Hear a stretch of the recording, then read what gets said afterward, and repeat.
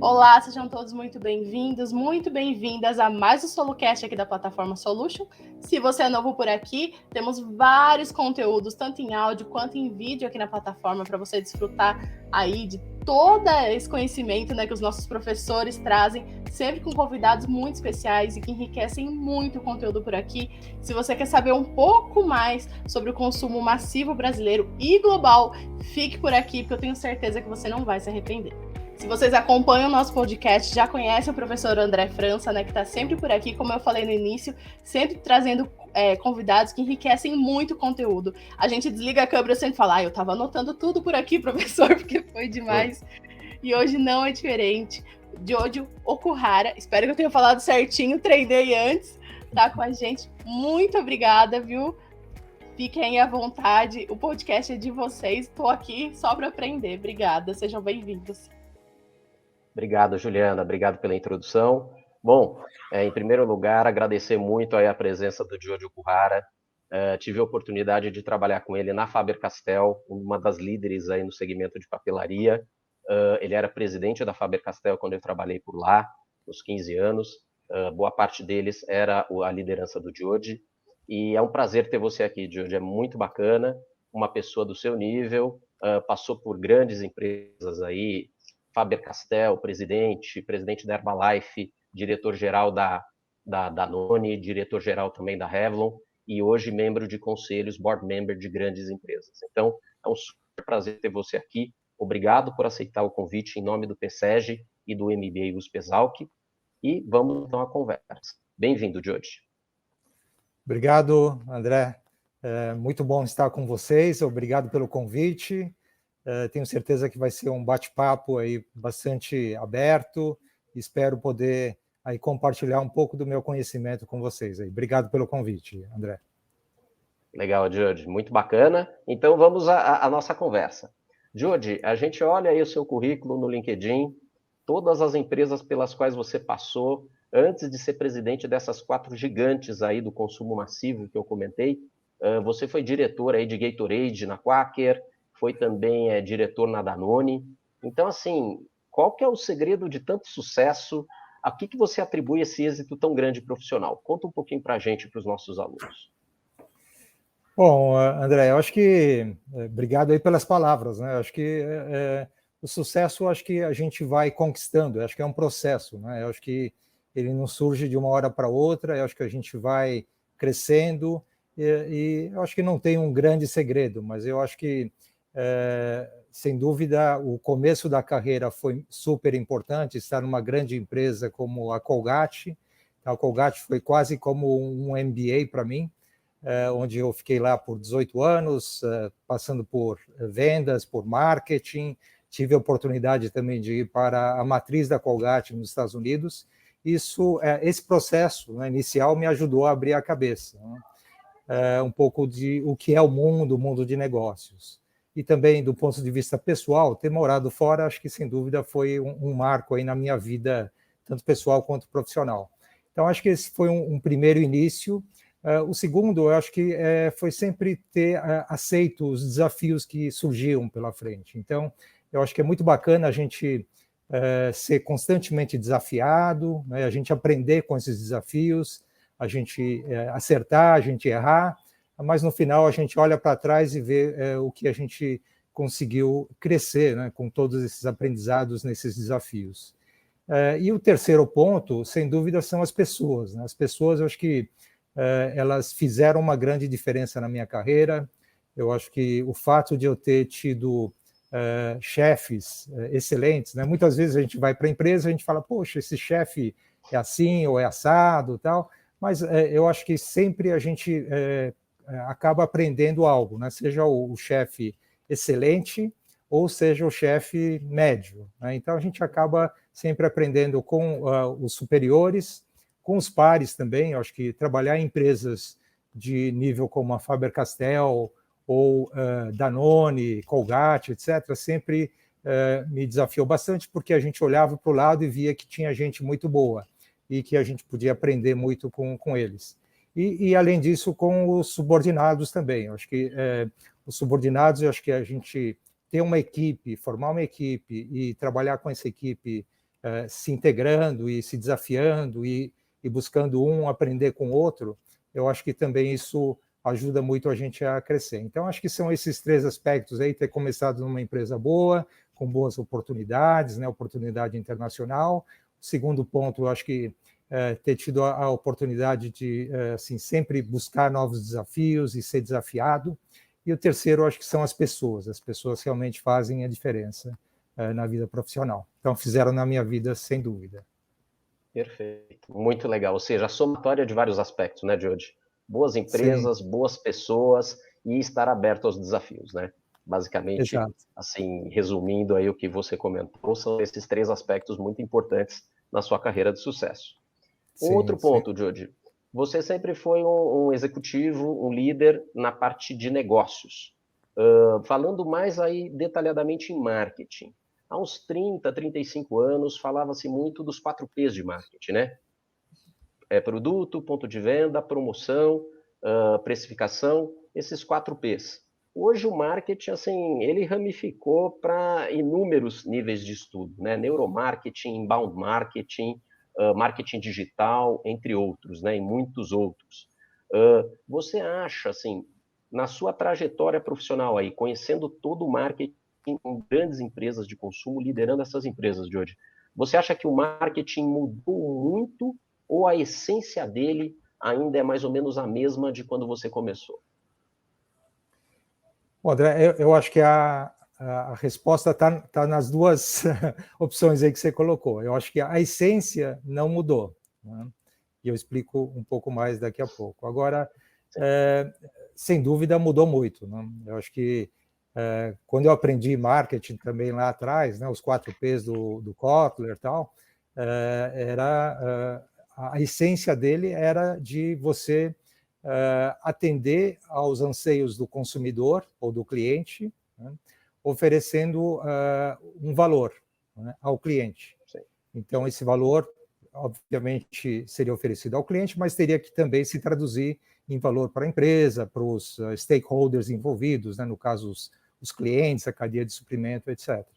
Então, acho que a essência do marketing ela não mudou, porque a gente ainda busca atender o consumidor ou o cliente. O foco no cliente Sim. É importante e a gente oferecer algo de valor que atenda às necessidades desse cliente ou consumidor, né? Agora, as formas de a gente atingir realmente mudaram muito, né? Eu acho que hoje o marketing, para mim, está muito mais fascinante até, porque você consegue mensurar melhor todas as ações que você faz, ou a maioria das ações que você faz. Então, antes você colocava, vamos dizer, antes era muito mais por feeling, por bom senso, né? Você colocava, por exemplo, um comercial na Globo, no horário nobre, nas novelas, sabia que tinha uma determinada audiência, uma determinada cobertura, mas você não tinha assim uma definição exata de quantos clientes você vai atingir, quais deles que vão conhecer sobre o seu produto, ou sobre a sua empresa, quais vão se converter, né, passar a comprar o produto, experimentar, etc. Hoje não, hoje é muito mais métricas muito claras, né, de a gente saber, a gente coloca, por exemplo, sei lá, um investimento em mídia social ou em sites de busca, é muito fácil de você perceber qual é a jornada do consumidor, né? E então acho que nesse sentido mudou muito e eu acho que está muito mais fascinante até, muito mais interessante e as possibilidades aí são infinitas, né? Acho que a gente pode até se aprofundar um pouco mais no decorrer da conversa, mas acho que em resumo é isso, André. Perfeito. A essência é mais ou menos a mesma, porém com muito mais ferramentas e muito mais métrica para você chegar no consumidor, né, de hoje. Exato, exato. Acho que a gente percebe claramente que, por exemplo, quando eu estudei, eu fiz administração de empresas, uma matéria que eu não gostava muito era a pesquisa operacional, né?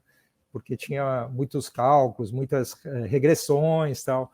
Hoje isso é parte, né, do dia a dia do profissional de marketing, principalmente, né? Então, realmente é muito bacana a gente ter esse tipo de informação na tela aí do computador diariamente. Né?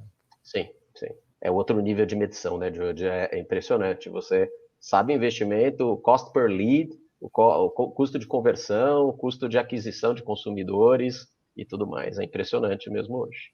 Exato. Jodi, entrando um pouco mais então nessa questão do digital. Assim, a gente vinha, claro, num pace, né, numa pegada de cada vez os consumidores experimentarem mais os canais digitais para consumo. Claro, veio a pandemia, eu sei que é lugar comum que eu vou falar agora, mas a pandemia realmente acelerou, assim, os especialistas falam em mais de 10 anos, né, que a pandemia ela acelerou a migração digital do físico para o digital. Agora a gente, aparentemente, e esperamos, né, estamos aí mais para a fase final dessa pandemia, com a boa parte da população já imunizada, e agora as pessoas voltando um pouco para o ambiente físico de varejo para consumo. Essa pergunta, claro, é inevitável, George. Você acha, claro que houve uma migração para o digital e uma aceleração disso, mas você, no seu feeling, na sua percepção, você acredita que o digital veio totalmente para ficar, ele vai ser realmente majoritário em boa parte dos setores, ou você acredita que é como se fosse um movimento pendular, ou seja, vai voltar um pouco para o físico consumidor em determinados setores? Qual que é o teu feeling a respeito, George? Bom, André, o que a gente está observando é realmente uma migração muito forte para o digital, né? E no meu entendimento, isso não tem volta. Né? Porque o que a gente vê, eu também gosto muito de avaliar as maiores empresas do mundo, né? O que está acontecendo no mundo, e se a gente comparar, por exemplo, quais eram as 10 maiores empresas do mundo em valor de mercado há 10 anos atrás, né? 2010, 2011. Né? Das 10 maiores, se não me engano, eram 6 ou 7 eram da área de commodities, né? De petróleo, de mineração, né? Alguns bancos, né? E acho que 2 só de tecnologia. Né? Quando a gente olha hoje, das 10, 7 ou 8 são de tecnologia. Né? Então, são essas que a gente vê no dia a dia aí, né? Apple, Google, Microsoft, Amazon, Tencent, Alibaba, então Facebook. Huawei, né? Huawei, acho que também. Isso, Então, são grandes empresas com grande valor de mercado, e isso mostra o quê? Que essas empresas estão cada vez maiores, né? O consumidor está também, obviamente, consumindo produtos dessas empresas que estão cada vez mais capitalizadas e vão crescer, né? Vão continuar a crescer. Então, no meu entendimento, assim, o digital veio para ficar. Obviamente, não vai ser uma mudança também imediata, que as pessoas vão parar de consumir o offline, né, o presencial. Então, as lojas físicas são importantes, né, até como canais de distribuição, até como showroom, e o conceito de omnichannel também, que é muito importante nos dias de hoje. Então, o consumidor vai se informar, vai obter informações e, no final, ele pode ir na loja e fechar o negócio, ou então ele pode comprar online totalmente, seja por internet, ou por e-commerce, ou por WhatsApp. Né? Sim, até uma curiosidade, eu mudei de casa, de apartamento recentemente, né? Sim. E, assim, se fosse há 5 anos atrás, eu teria que ir nas principais lojas aí para ver móveis ou ver televisão, etc, etc. Então, nessa mudança que eu fiz recentemente, praticamente eu fiz tudo online, né? Então, comprei uma TV por WhatsApp, né? Não conheço o vendedor, não fui na loja, me informei com ele, né? Então, realmente... assim, o principal, eu sou de uma geração, já a geração dos baby boomers, né? Sim, então, imagine a geração sua, a geração dos millennials, né? Muito mais forte, sem dúvida. Sim.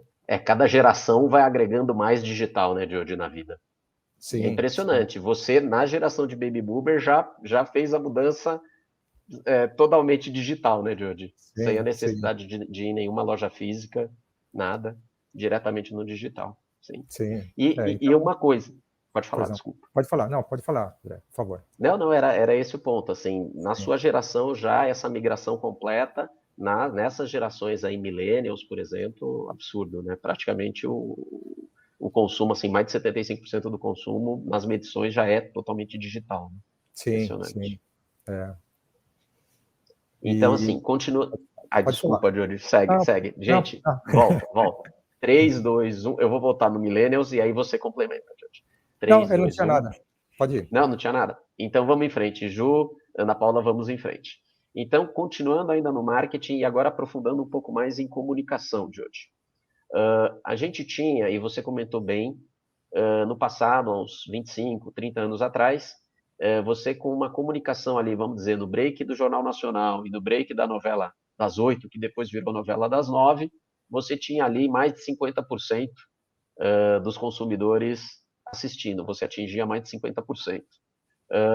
Claro, com o digital aí e com a evolução de outras mídias, a gente teve uma pulverização, uma fragmentação dessa audiência na comunicação.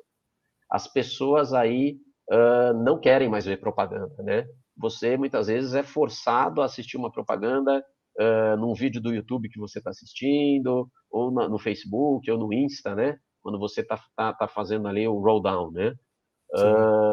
E fala-se muito hoje que o marketing ele vai ser cada vez mais o inbound marketing, né? Ou marketing de conteúdo. Ele não vai mais ter aquela coisa invasiva que existia, vamos dizer, que ainda existe hoje, né? Mas que era muito mais presente aí há 15, 20 anos atrás e você não tinha como fugir. Você acha que realmente toda essa criação de marketing ela vai ter que ser cada vez mais de conteúdo e menos de interrupção? Como que você vê isso, Jordi? Bom, eu vejo que a mídia massiva ela tem um papel ainda importante, né? Principalmente num país como o Brasil, apesar de que a penetração de smartphones no Brasil é bastante alta, a penetração de, por exemplo, canais tipo Netflix, né, também é super alto. Semana passada eu vi um artigo dizendo que a Netflix no Brasil tem 20 milhões de assinantes, né, 20 milhões de domicílios já assinam Netflix. Então, o que eu vejo é que a TV aberta, né, tipo Globo, ela ainda vai ter um papel de mídia massiva para a cobertura. Então, se você quer atingir o Brasil todo rapidamente, ainda um comercial na Globo ou uma campanha em mídia aberta, ela tem um papel principalmente para cobertura muito rápida. Certo. Agora, para você poder gerar recorrência, gerar fidelidade, engajamento do consumidor, na minha opinião, o digital realmente é muito mais efetivo, né? Porque você pode, como nós estávamos falando antes, né? Você pode medir os resultados, você pode determinar exatamente qual é o seu custo de aquisição, se você qual que é o nível, uma vez que você convertendo o consumidor, né? Qual é o nível de retenção, o que a gente chama também de perdas, né? O churn rate, que é uma medida de perda de consumidores ou perda de clientes. Então, você consegue, no online, um melhor retorno sobre investimento. Então, eu vejo que, cada vez mais, o papel do profissional de marketing vai ser conhecer muito mais o marketing de performance, né? Entender melhor se você coloca X investimento em um determinado meio, qual é o retorno, e também fazer testes, né? Você buscar entender qual que é a melhor maneira, muito rapidamente, né, de você ter uma melhor efetividade, né? Porque se você vê há alguns anos atrás, você fazia muito pré-teste, você testava produtos com o consumidor, testava campanhas. Conceito. né, conceitos. E hoje é muito mais rápido. Você desenvolve, você testa, coloca no ar e você tem a resposta. Muitas vezes você está certo, outras vezes você está errado, você já muda e já faz simulações, né? Então, Sim. vamos dizer, você está num site do Google, você está no seu site da empresa, de repente, se você muda o posicionamento do seu anúncio, ele dá um determinado retorno e então hoje é muito mais rápido você executar e aprender rapidamente, corrigir e ter a melhor efetividade, né? Então, eu acho que, por isso eu acho que a mídia digital e o marketing de performance, ele é muito mais efetivo para as empresas que, principalmente na área de consumo massivo. Sim, sim. Chega muito mais no target, né, com muito mais mensuração, né? Sim, sim, exato. E até, assim, se você fala mesmo do varejo, né, o varejo, hoje você consegue muito mais fazer um processo de geolocalização. Então, se você tem um consumidor que está andando aqui, por exemplo, pelo bairro, você já consegue, através de o target message, né, através da sua mensagem direcionada, você atingir um consumidor que está naquela hora, naquele momento, passando em frente à sua loja, né? Então, as mensagens são realmente muito mais efetivas. Perfeito, muito mais eficazes. Perfeito, Jorge. E um outro detalhe, assim, entrando, continuando um pouco no marketing e detalhando até um pouco mais. A gente, alguns alunos, assim, além das aulas, eu também faço orientação de tese. E vários alunos têm falado aí de growth hacking. Até alunos que trabalham em empresas digitais, Amazon e Serasa também. E falando exatamente nesse sentido que você comentou, de chegar a fazer o mapeamento de toda a jornada do consumidor, né? Eles conseguem, então, o tema de marketing e também de vendas. Assim, desde do cliente que é um prospect até suspect, primeira compra, recompra e fidelização, por aí vai, toda essa cadeia. Você consegue fazer isso muito bem no digital, mas no físico realmente é muito mais pulverizado, muito mais solto de hoje. Tendo em vista esse conceito do investimento, retorno sobre investimento, você acredita que cada vez o marketing vai investir menos no ponto de venda físico e mais no digital? Esse investimento tende a migrar? Como que você vê isso? Acho uma ótima pergunta, André. Eu acho que ainda os dois vão conviver, né? Porque você ser exposto no ponto de venda ao produto, ou então você ter essa ferramenta de geolocalização, né? Por exemplo, interagindo no ponto de venda. Então, vamos dizer, você é um consumidor que está em dúvida sobre qual a pasta de dente comprar, né? Então, você está passando no mercado, você está passando em frente à gôndola de produtos de higiene bucal, então aí você recebe uma mensagem, por exemplo, né, do creme dental Colgate, por exemplo, ou então alguma informação que seja relevante para você, né? Então, acho que a propensão de você buscar mais informações sobre o produto e consumir ou experimentar aquele produto, ou algum lançamento que o fabricante esteja fazendo, é muito maior. Então, acho que, no final, acho que é uma combinação, por isso a mentalidade do profissional de marketing, eu acho que ela tem que evoluir para não só pensar naquele folheto ou daquela amostra que se distribui no ponto de venda, ou aquela faixa de prateleira que tinha antigamente, né? Ou aquela exposição, aquela ponta de gôndola, mas também ver como esse consumidor ele pode ser abordado no momento certo da escolha, né? No momento certo da compra. Perfeito, no momento exato ali que está acontecendo. Perfeito. Um outro aspecto. Na segunda-feira eu estava vendo uma palestra do CMO da IBM do Brasil. Achei muito interessante, Marcelo. Ele estava comentando da questão da centricidade, né? Customer centricity, que as grandes empresas, vamos dizer assim, que conseguem mudar o jogo, nos seus setores, elas têm esse viés muito forte de focar totalmente no consumidor final, no seu cliente. E realmente olhar a dor dele, né, a sua necessidade, e às vezes pensar maneiras totalmente de ruptura para atender aquilo. Eles não pensam no status quo, melhorar o que está no status quo, eles pensam realmente 360 graus por todos os prismas e às vezes mudar totalmente o modelo mental de atendimento desse cliente. Então tem uma centricidade muito grande no cliente.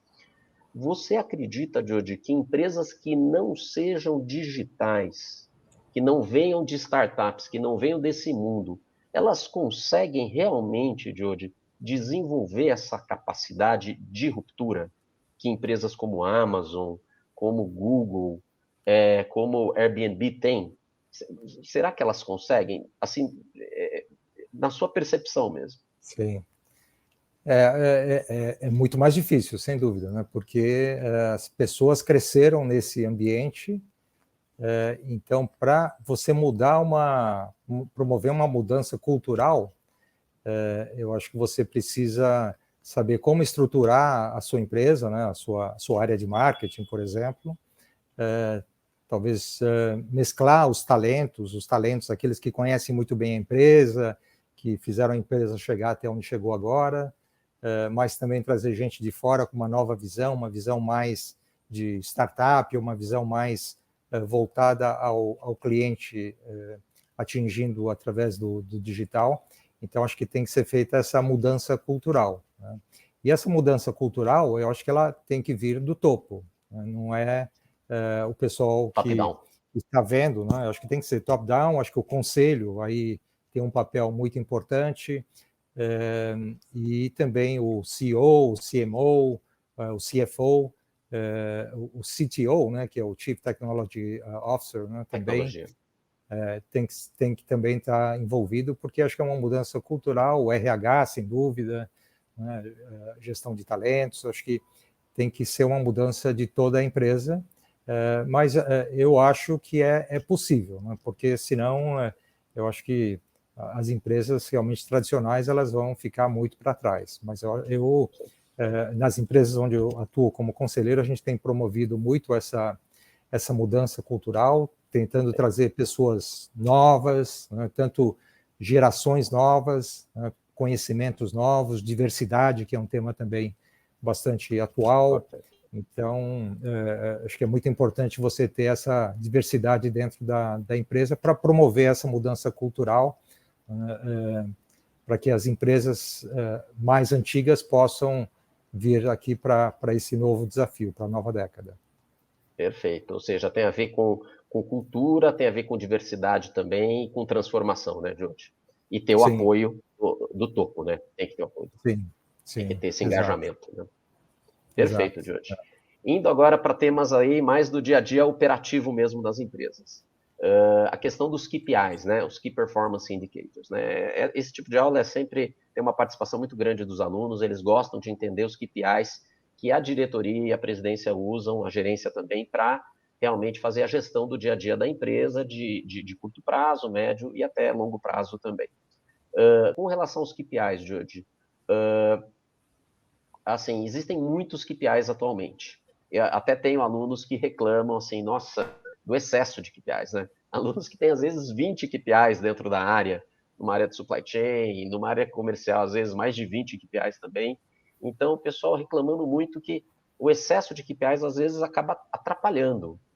Você acha que, assim, da tua experiência, Jody, você acha que existe um número, vamos dizer assim, entre aspas, tá? Entre muitas aspas, porque é de área para área, de diretoria para diretoria, eu entendo. Mas você acha que existe um número máximo de KPIs até os quais você consegue gerenciar bem e um número excessivo que acaba atrapalhando o foco e não trazendo nenhum resultado?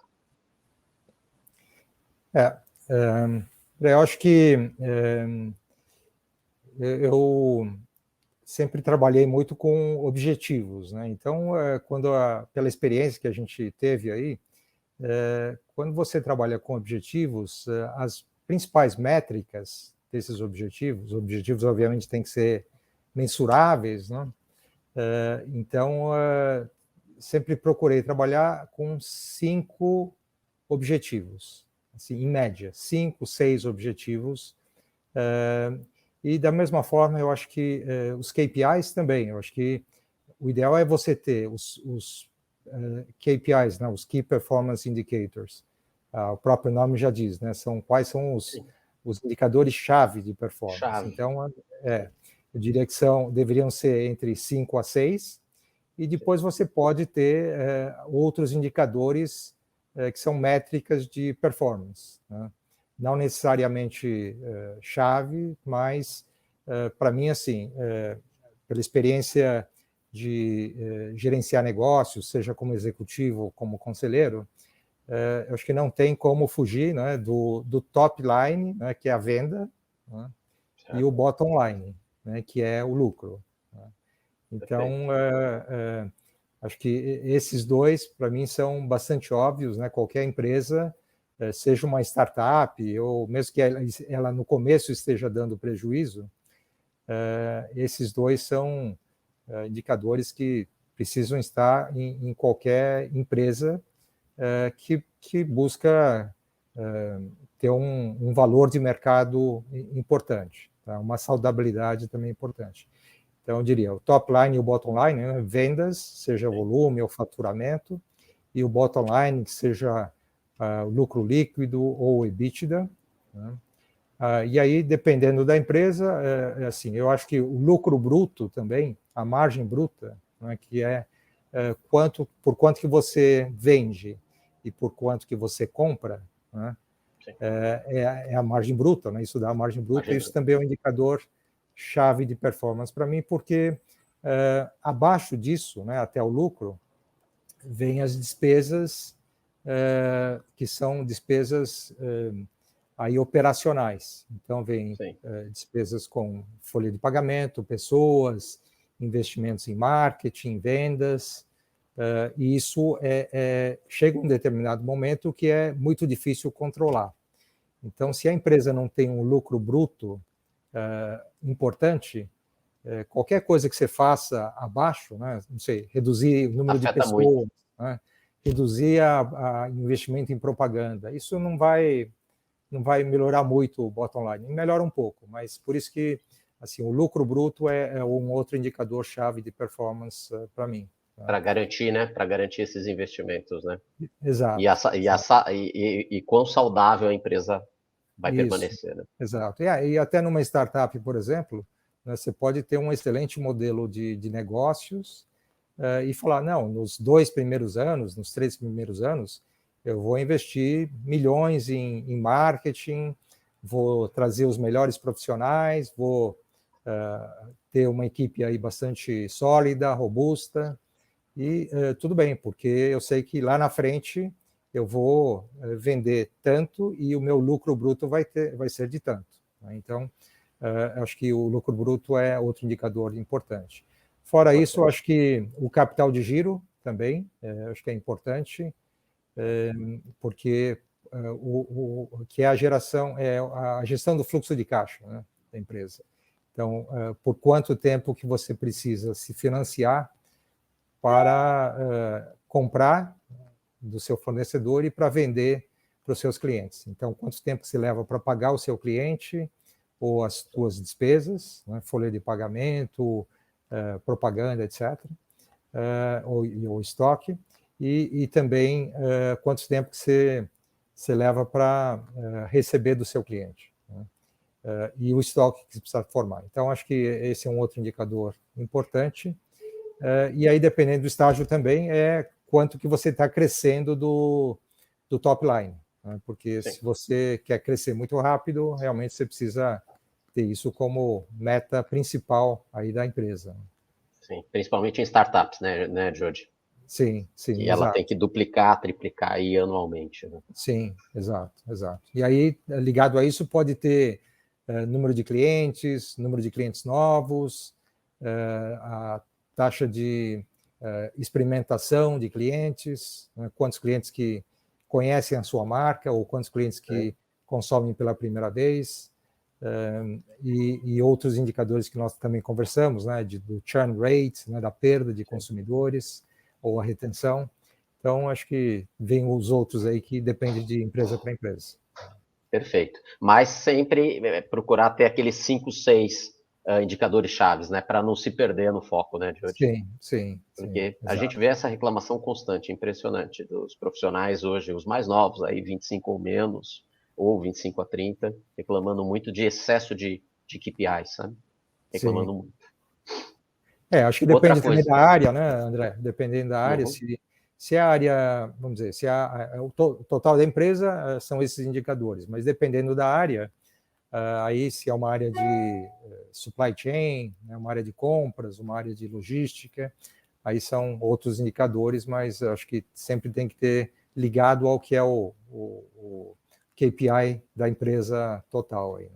Sim, tem que estar interligado, né, com o objetivo geral da empresa. Não adianta as áreas fazerem os delas se a empresa não faz o todo, né? Exato. Perfeito.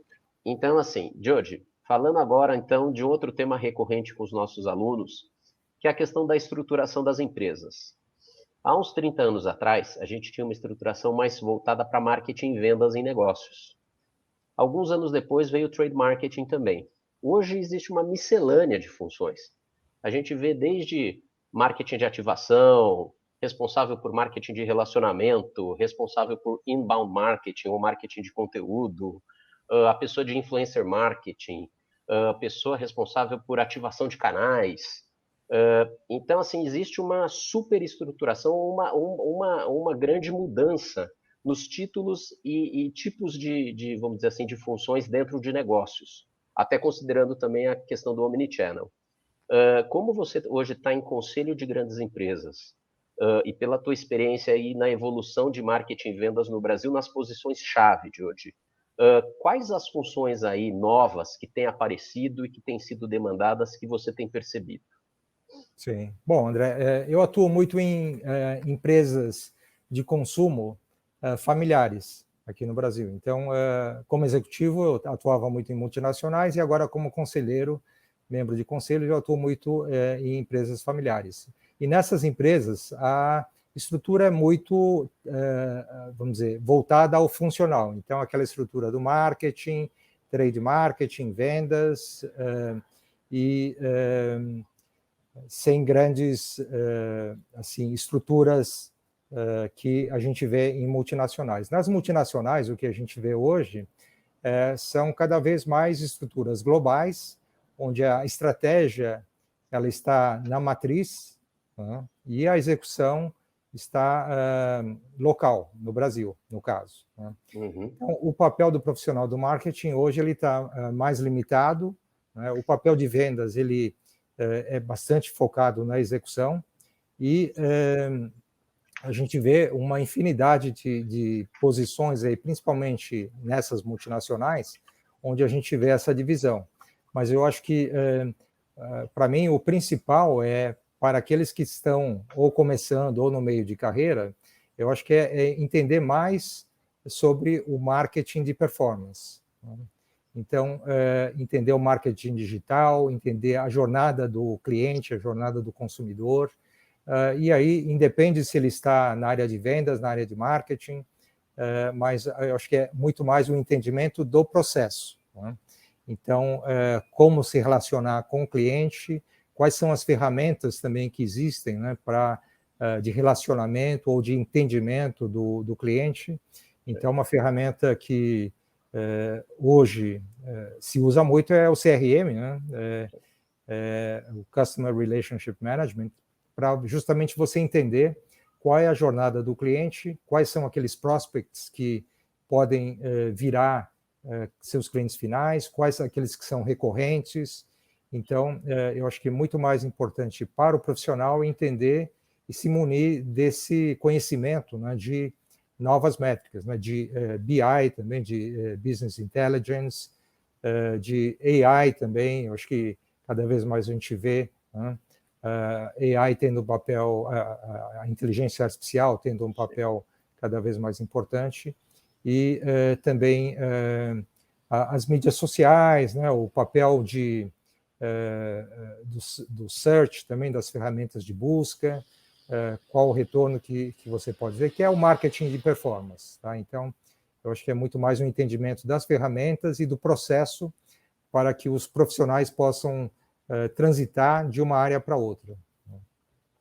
Perfeito, perfeito, Judge. Marketing de performance como um dos temas principais, né? E toda essa integração também com o digital aí como muito importante.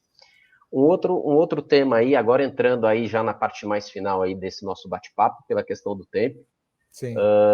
A questão de estratégias, né? Na academia, na universidade e também na prática, né? E ainda mais que você sempre atuou nesse nível aí de presidência e diretoria, fala-se muito de estratégia competitiva e assim, tem aquelas estratégias, né, típicas muito conhecidas do Michael Porter, né? Diferenciação, nicho, liderança em custos, né? Então, estratégias aí, winning strategies, vamos chamar assim. Você, na vivência que você teve de empresas, você conseguiu perceber, assim, as empresas conseguindo ter esse tipo de vantagem competitiva duradoura, Judy, mesmo num setor como o de consumo massivo, onde você sempre atuou, né, o fast moving consumer goods, onde os diferenciais tendem a ser menores, né, do que no B2B, você conseguiu ver as empresas, né, que você liderou tendo essa vantagem competitiva duradoura, e se você conseguiu perceber isso, tinha algum, claro que não vai ser somente um, mas tinha algum aspecto que favorecia a empresa manter essa vantagem competitiva duradoura, Jody? Sim, na minha carreira eu vi assim, vários cases de empresas de sucesso que conseguem manter essa vantagem competitiva, e até linkando com o tema dos KPIs, né? Um dos temas que eu acho bastante relevantes, também numa empresa voltada a marketing, é qual é a importância de inovação e de lançamentos para o top line, para a venda total da empresa. Tá? Então, qual o percentual das vendas da empresa que é feito de lançamentos feitos pela empresa nos últimos 2 anos, por exemplo, tá? Ou nos últimos 3 anos. Então, essa taxa de inovação, de estar constantemente se atualizando, buscando entender o consumidor, né, o que o consumidor está buscando. Então, por exemplo, usando a Colgate, que foi como eu comentei, a minha escola, né, de marketing, a Colgate tem ainda essa preocupação. Então, constantemente está trazendo uma novidade. Então, uma hora traz um creme dental, vamos dizer, para dentes mais brancos, outra hora é um creme dental à base de ervas, outra hora traz um outro creme dental para dentes sensíveis, e aí novas tecnologias, né? Então, renovar esse produto que era um produto, por exemplo, um Colgate Total, que era para problemas de gengiva, e trazer novos sabores ou novas formas, novas embalagens. Então, esse tipo de métrica, né, de quais são os produtos que compõem o top line da empresa é muito importante, sempre procurando agregar margem.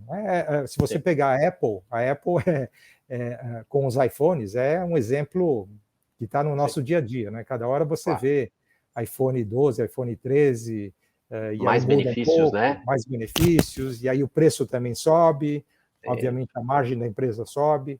Então, acho que traduzindo isso para consumo massivo e trazendo para o dia a dia aí de empresas como Apple, como Colgate, ou mesmo Nike, a gente vê muito isso. Então, eu vejo isso como um ponto importante para as empresas duradouras. Aí. Sim. Sempre um caminho de agregar valor, né, Jody? Sempre agregando valor e inovando. Sim.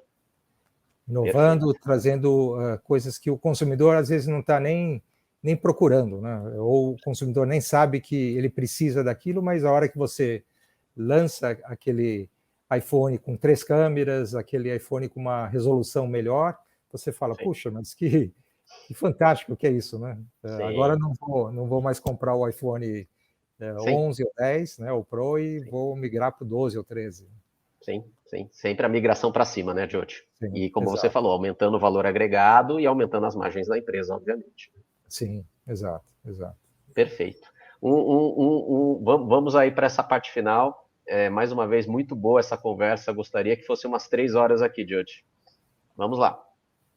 A questão do ESG, o Environmental, Social and Corporate Governance, né? O ESG. Está super na moda hoje, né? Virou um trending topic, vamos chamar assim, aí no business, né? Nos últimos 6 a 8 meses, né? Foi puxado muito aí pelo Benchimol aí da XP, né? Trouxe muito forte, né? Essa sigla e as empresas preocupadas com isso, até com fundos de investimento focados nesse tipo de empresa. E agora é um lugar comum aí, todas as empresas falam de ESG. Você acha que é uma temática, Jody, que realmente é uma preocupação que está começando nas empresas top e está descendo, está indo para todo nível de empresa, ou é mais um modismo de administração que fica um tempo e depois é passageiro, vem outro modismo? Como que você vê essa questão do ESG nas empresas, Jody? Bom, André, eu vejo como realmente um processo de mudança forte. O ESG, nos vários aspectos, né? Seja no ambiental, no social ou de governança, eu acho que são conceitos muito sólidos e que fazem a empresa crescer com um papel de responsabilidade social também importante, né? Então, acho que a pandemia nos fez refletir como pessoas, como profissionais, né?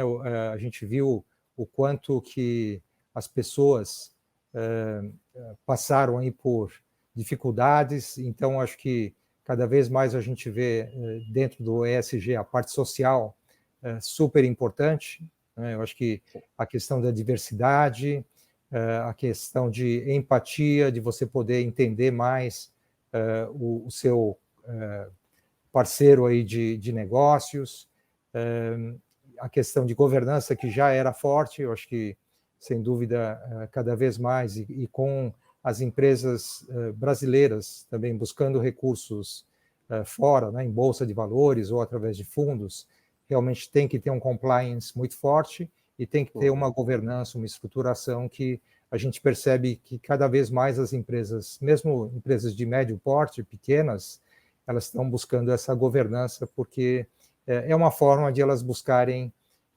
também uma fonte alternativa de estruturação de capital. Até para você negociar com bancos, hoje é muito mais fácil, realmente, se você tem uma estrutura sólida de governança. E, por último, o tema do meio ambiente, né, que acho que também ficou mais forte aí durante a pandemia e que fez todo mundo refletir, né, e como nós somos conectados no mundo, né, um ao outro, e se a gente não cuidar do nosso planeta, realmente a gente não vai deixar um legado para as próximas gerações que temos a responsabilidade de deixar. Então, mesmo nas empresas familiares, que eu estou no conselho, a gente tem essa preocupação, a gente também começa também a fazer uma avaliação de como que está a nossa pegada de carbono também, para que a gente tenha uma jornada aí mais sólida, para que a gente tenha também um mundo melhor, né? Então, não é só o discurso, não é só falar bonito, mas a gente vê que realmente tem um impacto importante aí para as grandes empresas. E para as médias empresas, né? Para as médias, veio para ficar, né, Jody? Não é algo passageiro, não é um fad, né? É um negócio que realmente veio para permanecer, né? Não é um modismo passageiro, mais um modismo. Certo. Perfeito. E, inclusive, como você comentou, os bancos estão facilitando o crédito, dando condições melhores para empresas que tenham cuidado aí com a governança corporativa, por exemplo, maior, né? Sim, então é fato, né? Está acontecendo. Um outro aspecto aí, aproveitando aí toda a sua vivência, tanto em multinacionais como executivo, como membro do board de grandes empresas nacionais. A gente sabe, existem diferenças entre a cultura e a forma de trabalho de empresas multinacionais, né, com headquarters fora, né, com a matriz fora, e empresas que têm sua matriz aqui dentro, que são nacionais, que vêm de uma cultura brasileira, né? Claro, tem empresas nacionais muito bem sucedidas que exportam para o mundo inteiro, como a JBS ou como o grupo Friboi, né? Perdão, JBS e Friboi são o mesmo, mas como o grupo Sadia, Perdigão também, né? Então, existem várias empresas, Aracruz, Suzano, por aí vai. Você, estando envolvido na alta administração em ambos os tipos de empresas, nacionais e multinacionais, o que você percebeu de vantagens e desvantagens, de uma maneira geral, claro, né? Não dá para especificar cada empresa, mas de uma maneira geral, entre a cultura de empresas multinacionais e a cultura de empresas nacionais nos negócios de hoje? Sim. Bom, André, o que a gente percebe é cada vez mais as multinacionais se globalizando, né? Já eram globais, estão cada vez mais globais, e eu acho que para o profissional que está começando, ou mesmo que está em meio de carreira, eu acho que é muito importante para ele aprender quais são os processos, né, os processos de negócio, os processos internos dentro da empresa, quais são as melhores práticas que existem em outros países, aprender com os outros países, como que a empresa pensa globalmente. Então, por exemplo, quando eu estava na Colgate, eu atuei numa área de global marketing, né, que na época que eu atuei lá, o global marketing estava começando, né? Então, é bacana você ver assim, que o consumidor na Malásia, na Tailândia ou na Polônia é muito parecido com o consumidor no Brasil, né? Tem as suas diferenças, né? Mas, no final, tem também muita similaridade entre o consumidor e mesmo a gestão também. As pessoas, os profissionais, também são muito parecidos, né? Como brasileiros, os latinos, somos mais calorosos, mais emotivos e mais informais, né? E outros, que são principalmente os anglo-saxões, né, são mais, diria, diretos, mais objetivos, né? E aí tem também, como nós trabalhamos na Faber-Castell, eu tenho uma descendência japonesa, então a gente vê um perfil aí do alemão, do japonês também um pouco mais diferente, né? Um perfil talvez um pouco mais de consenso, né? Um pouco mais de tradição. Então é importante, acho que, conhecer, até como conhecimento cultural, né, quais são as diferentes culturas aí que existem de pessoas, né, não só profissional, mas de pessoas no mundo todo. Então, eu acho que é muito interessante ter essa visão das multinacionais. E as decisões também são tomadas com maior pensamento estratégico, planejamento, etc. Nas nacionais, por outro lado, acho que o que eu estou gostando bastante, né, principalmente atuando em conselhos, é a parte emocional, né? Então, é a paixão que a gente percebe do dono pelo negócio, né? Ou então das pessoas que estão envolvidas junto com a família do dono, né, ou com a empresa. Então, isso faz assim, a parte emocional muito mais forte. Eu acho que o jogo de cintura também é mais forte ainda. E também acho que a informalidade de você poder tomar decisões mais rápidas, né, também acho que é uma vantagem competitiva. Então, eu vejo que as empresas nacionais, eu vejo muitas de sucesso, principalmente as de médio porte, né, a gente percebe que elas têm essa vantagem de poder tomar decisões rápidas, assim, e obviamente tem a responsabilidade, por outro lado, é o dinheiro do dono, né? O dinheiro que você está investindo tem aí... Tem nome e sobrenome, George. Tem nome, sobrenome, tem RG, CPF, sim, né? Então sim. A responsabilidade é maior, né? Se você está numa multinacional, o controle está pulverizado. Mas eu acho que as duas são importantes. Eu acho que realmente depende de estágio de carreira, depende de preferência, e eu acho que preferência pessoal, profissional, e eu acho que nas duas você consegue desenvolver uma carreira de sucesso, sabendo transitar entre as duas culturas aí. Perfeito, muito legal. Ou seja, de certa forma são até complementares, né, Judge? Uma mais de longo prazo, estratégico, com várias culturas, que é a global e multinacional, e a outra mais passional, com mais emoção e principalmente com a rapidez de resposta e de tomada de decisão com a presença dos donos, né? Sim, exato, André. Legal. Jody, para a gente finalizar, e te agradecendo mais uma vez a presença, assim, a conversa muito agradável, principalmente todos os insights que você está nos passando, e aproveitando toda a tua vivência. Que conselho, eu sei que é lugar comum, mas eu tenho que fazer essa pergunta, que conselho você daria para quem está começando aí numa carreira de marketing ou comercial hoje? Uma pessoa que está saindo aí de uma graduação, ou terminando uma pós-graduação, tem muita gente que já emenda, né, a graduação e o MBA, uma pessoa que está entrando agora no mercado. Que conselho você daria aí, com base na sua vivência, para essa pessoa ter êxito profissional? Bom, acho que é difícil, né, ter uma receita do bolo aí pronta, né, mas e até a gente, quando fala e ouve aí os gurus, né, eles falam, não, vai fazer o que você gosta de fazer, né, e aí você vai se dar bem, né. Eu acho que isso é bom, né, mas eu acho que não é tudo, né, eu acho que você precisa gostar do que faz, eu acho que você precisa ser reconhecido como um diferencial nessa área, né? Então, se você é muito bom aí em números ou em relacionamentos, tal, acho que você pode transitar bem, mas assim, acho que em resumo eu diria, eu acho que você ter uma mentalidade muito aberta de estar sempre aprendendo, tá? De estar constantemente aprendendo com o seu superior, com o seu par, com as pessoas que estão do seu lado, com as pessoas que estão abaixo, se você é um supervisor ou um gerente, né, ter essa curiosidade. Eu acho que, sem fazer a propaganda aí do curso, mas eu acho que está constantemente aprendendo, né? Eu mesmo, na minha fase, eu estou constantemente buscando o que eu posso mais aprender, principalmente com o ensino à distância, né, no online.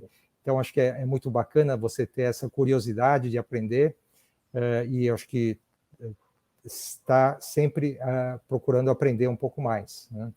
A parte essa é a parte formal. A parte de soft skills, acho que é cada vez mais importante, né? Então, fazer algo ligado ao autoconhecimento, como você pode se desenvolver pessoalmente, como você pode... eu, por exemplo, por ser oriental, né, talvez, eu gosto muito de meditação, né? Então, a meditação me ajuda a refletir um pouco mais, assim, o que eu fiz de bom hoje, o que eu aprendi, o que eu posso fazer melhor amanhã, o que eu posso contribuir melhor para o mundo, né? Então, acho que essa parte de reflexão, de crescimento pessoal, também acho que é importante nos vários estágios aí da vida pessoal e profissional de cada um, né? E, especificamente para o profissional de marketing, André, eu diria aprender muito sobre marketing de performance, né?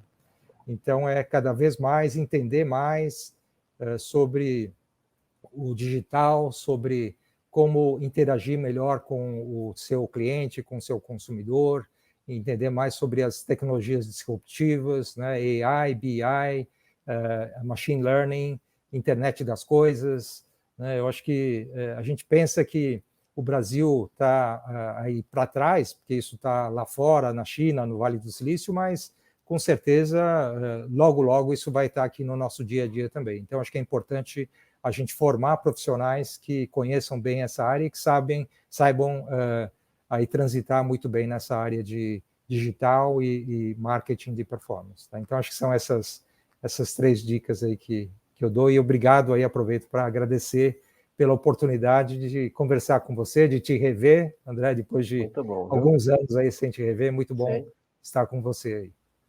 Perfeito. Jody, olha, mais uma vez, muito obrigado, foi muito bacana, e em nome do PSEG e do MBA da USP também, e do Solution, principalmente, que vai estar colocando no ar todo esse conteúdo, nosso muito obrigado a você, Jody, pelo seu tempo, pela sua disponibilidade, e com relação aos alunos, tenho certeza que vocês vão gostar demais desse conteúdo, desse bate-papo. Acho que vai ser muito instrutivo, muito útil para complementar aí a formação de vocês.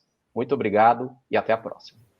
Professor André, Jody, muito, muito obrigado. Tenho certeza que assim, né, como foi para mim que estava aqui ouvindo vocês em primeira mão, os alunos também vão aproveitar todo esse conteúdo aí, principalmente nesse período pós-pandêmico, né? Com um pezinho lá, outro aqui, a gente pode falar num pós-total ainda, né? Mas as coisas mudaram e é bom a gente ter essa percepção, tanto marcas grandes, enfim, mas quanto as pequenas marcas também, os empreendedores que a gente tem por aqui. Então, certamente esse conteúdo será de uma valia, assim, que eu não sei nem dimensionar. Muito, muito obrigada. E como vocês bem ouviram, né, o professor, o Diogo falaram também sobre a continuidade do estudo, em estar sempre aprendendo. Então, para selar tudo isso, disponibilizo aqui um cupom de 10% de desconto para vocês em todos os cursos Solution Originals da plataforma. Então, é só usar SoloCast10, fechou? Espero vocês no próximo podcast.